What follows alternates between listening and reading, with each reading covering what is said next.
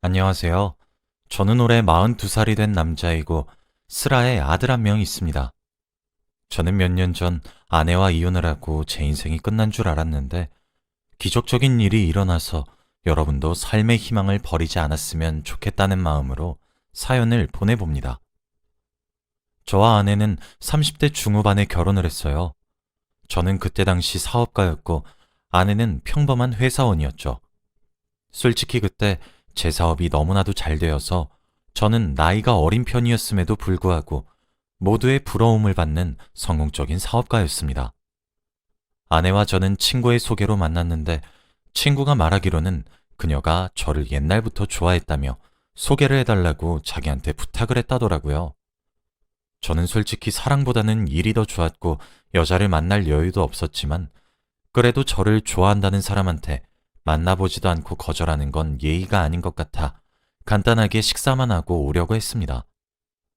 저는 회사 근처 근사한 레스토랑에서 그녀를 기다리고 있었는데 왠지 모르게 떨리는 거 있죠? 물을 먹으면서 심호흡을 하고 있는 그때 그녀가 들어왔습니다.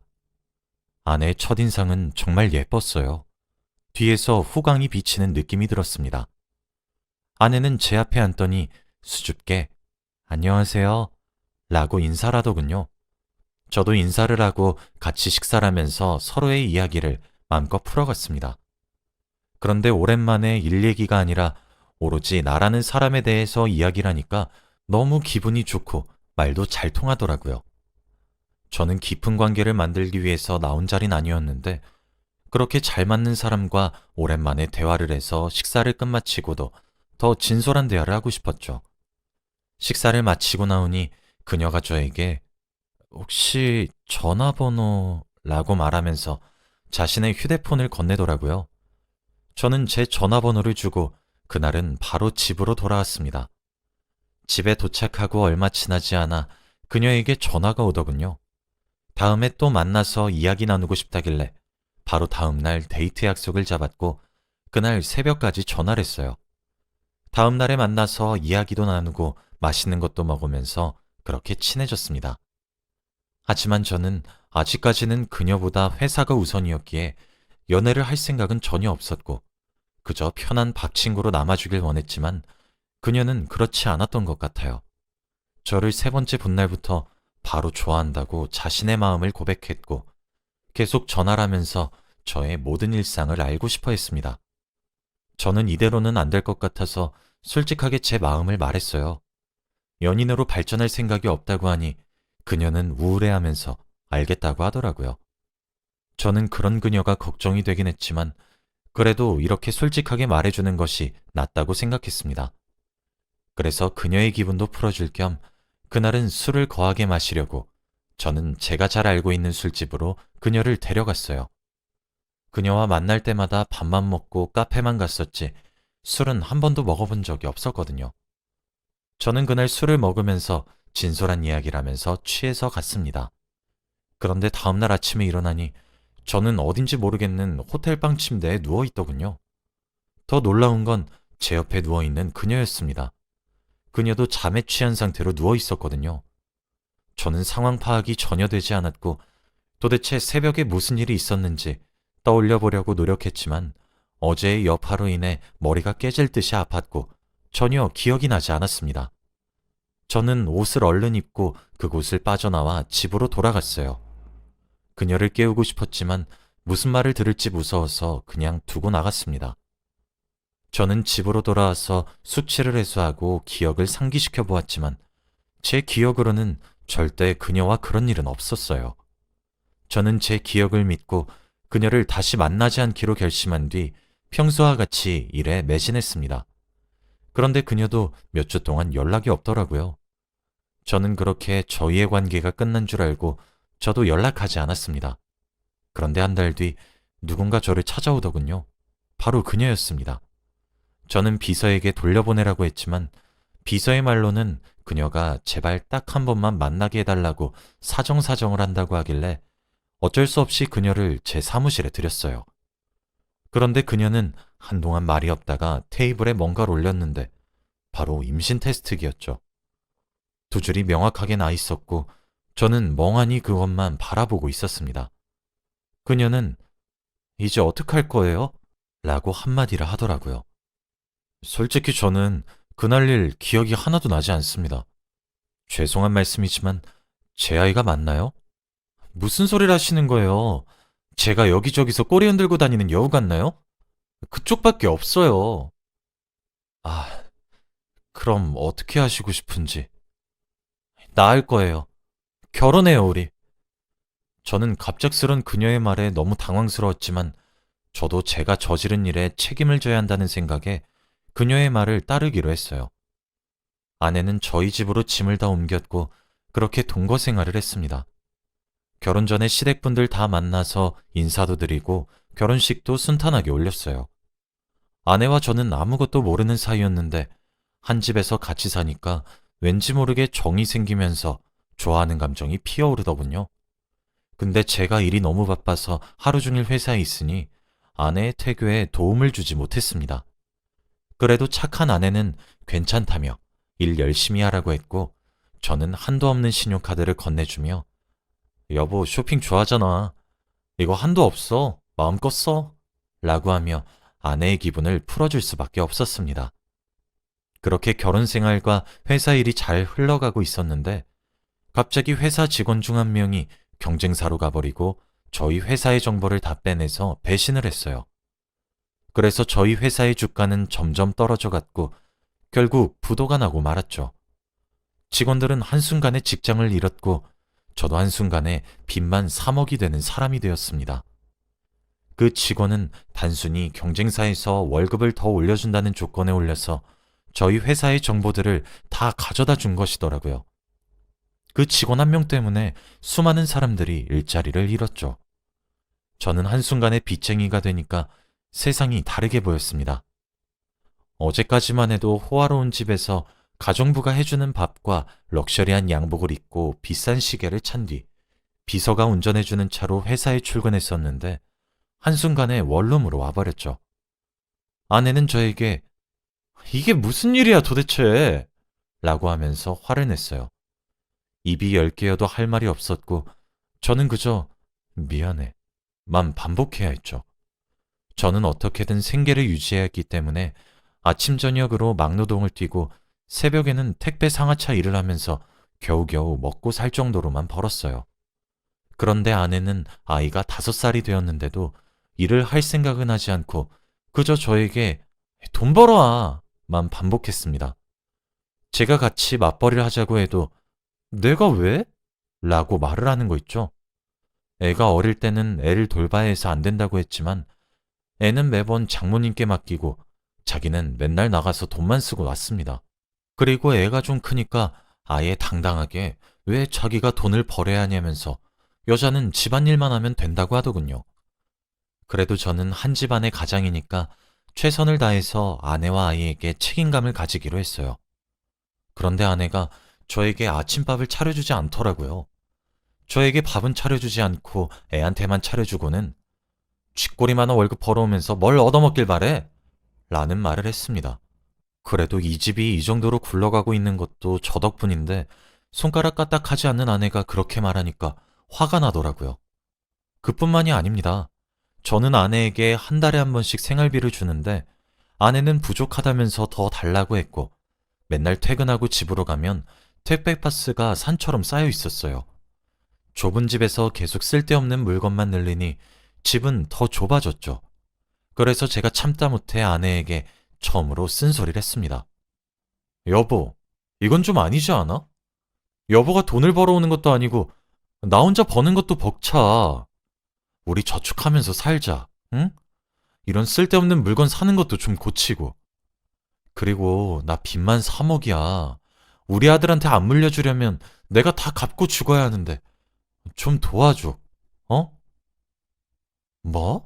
도와줘? 그 빚이 내 빚이니? 네가 사업해서 진 빚 아니야? 그리고 뭘 내가 쓸데없는 걸 샀다고 해. 이거 시간 지나면 다 쓸 일 있어. 그렇게 싫으면 그냥 이혼해.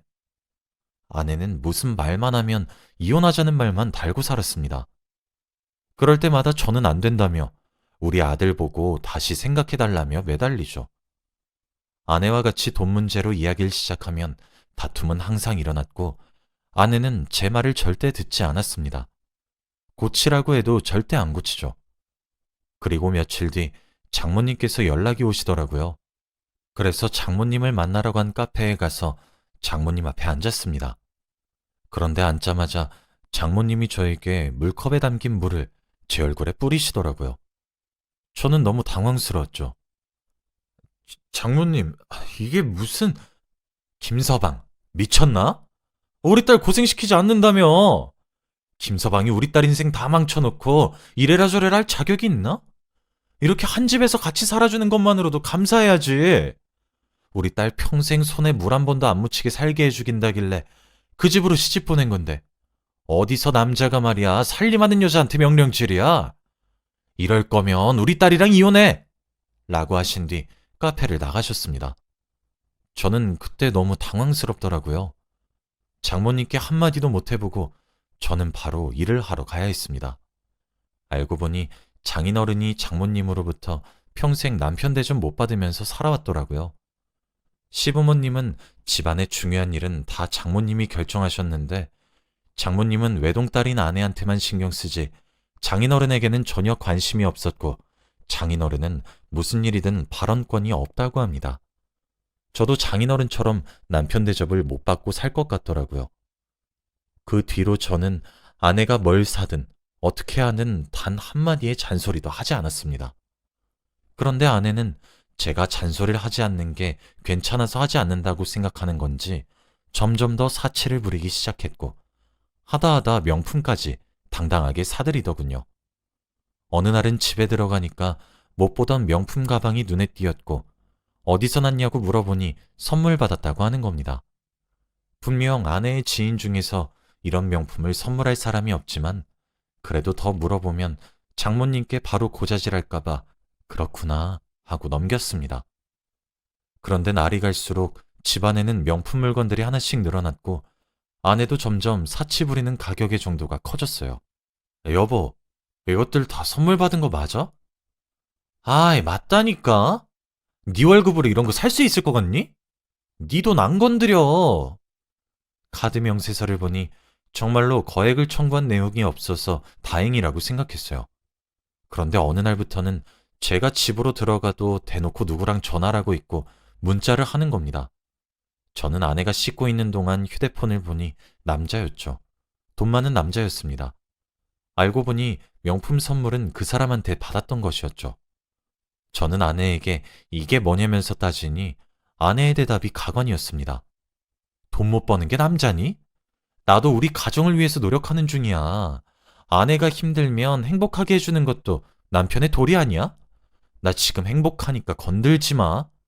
라고 하면서 당당하게 그 남자의 전화를 받고 아이 오빠 거리면서 애교를 잔뜩 피우고는 그 남자를 만나러 집 밖을 나갔어요. 그리고 아내는 하루 종일 집에 오지 않았죠. 저는 자고 있는 어린 아들을 껴안고 펑펑 울었습니다. 정말 어떻게 해야 할지 모르겠더라고요. 아내는 당당하게 불륜을 저지르고 있고 빚은 줄어들 생각을 안 하니 오만 가지 생각이 다 들었습니다.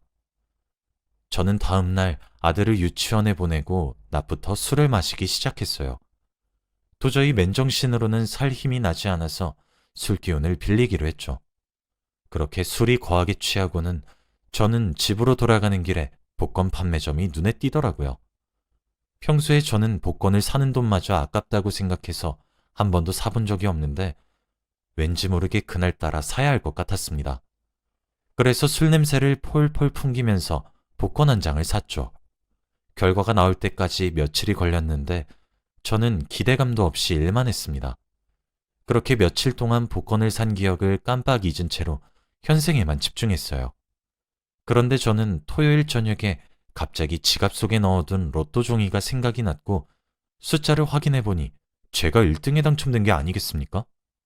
저는 눈을 씻고 다시 봐도 1등이 확실했고 상금은 무려 18억이었어요. 저는 이게 꿈인지 생신지 전혀 믿기지 않았죠. 그 돈이면 제 빚은 물론 평생 먹고 살 수 있을 정도의 돈이었으니까요. 저는 월요일 아침이 되자마자 은행으로 가서 당첨금을 수령하고 집으로 돌아왔더니 아내가 집에 있었습니다. 저는 당당하게 이혼을 하자고 요구했고, 그녀도 이제야 나 풀어주는 거야? 라고 하며 굉장히 좋아하더라고요. 너 그 남자랑 살 거야? 아니, 그 남자 유부남이야. 그냥 돈 받아 먹으면서 지내는 거지. 너도 처음엔 돈 많아서 내가 찍잡된 건데? 날 사랑하긴 했니? 사랑했지. 너 말고 네 돈을. 저는 당당한 아내의 말투에 할 말을 잃었어요. 그렇게 저희 관계는 끝이 났고 아이는 제가 데리고 와서 키우게 되었습니다. 저는 제가 받은 당첨금으로 집도 새로 사고 모든 것을 다 새로 시작했답니다. 사업도 조그만하게 다시 시작했는데 한번 해본 경험이 있으니 승승장구하고 있죠. 그렇게 몇 년이 지났고 아들도 어느덧 많이 컸어요. 그런데 어디서 들었는지 아내가 제 이야기를 듣고 저를 찾아왔더라고요. 다시 합치자면서요. 저는 그런 그녀가 우습기만 했고 그 말에 대답을 할 가치가 없었습니다.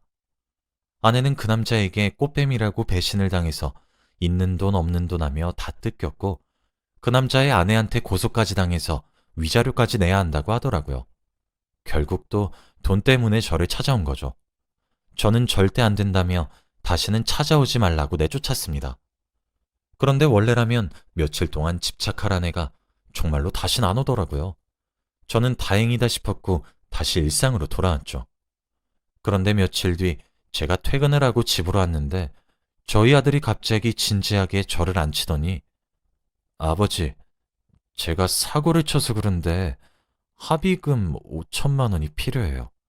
라는 말을 하는 게 아니겠습니까? 한 번도 사고를 쳐본 적이 없는 착실한 아이가 밖에서 그런 일을 벌였다는 것이 믿기지 않아서 아들한테 누구한테 그랬냐고 물어보니까 말을 잘 못하더라고요. 저는 그때 갑자기 아내가 떠올랐습니다. 아들은 거짓말을 전혀 못해서 거짓말을 하면 온몸에서 티가 나는데 그때가 딱 그랬거든요. 설마 엄마가 널 찾아왔니? 라고 물어보니 아들이 몇 분 뜸을 들이다가 네 라고 했습니다. 제게 찾아오지 않았던 이유가 바로 아들을 찾아갔기 때문이었죠. 아내는 5천만 원이 필요했고 아들이 달라고 하면 제가 줄 줄 알고 개인적으로 찾아가서 거짓말을 부탁했던 겁니다. 진정으로 그게 부모의 모습이 맞나요? 저는 너무 화가 나서 아내를 저와 아들에게 접근 금지 가처분 신청을 했고 절대 저희 근처에 얼씬도 못하게 했습니다. 그렇게 하니 저희 아들도 안심하더라고요. 그렇게 저는 지금까지도 아내의 얼굴을 단 한 번도 본 적이 없어요. 살았는지 죽었는지도 모릅니다. 아들도 엄마를 본 적이 없다고 해요. 여러분, 정말 사람 인생 아무것도 모릅니다. 평생 돈 많은 채로 살 줄 알았던 저도 한순간에 빚쟁이가 되었고 한순간에 로또 때문에 부자가 되었어요. 그런데 확실히 알아차린 게 사람이 밑바닥을 보이니까 사람이 걸러지더군요. 제가 만약 빚쟁이가 되지 않았더라면 아내의 속내를 전혀 모르고 살았을 것 같아요. 그거 하나는 좋은 것 같아요. 제 이야기는 여기까지입니다. 들어주셔서 감사합니다.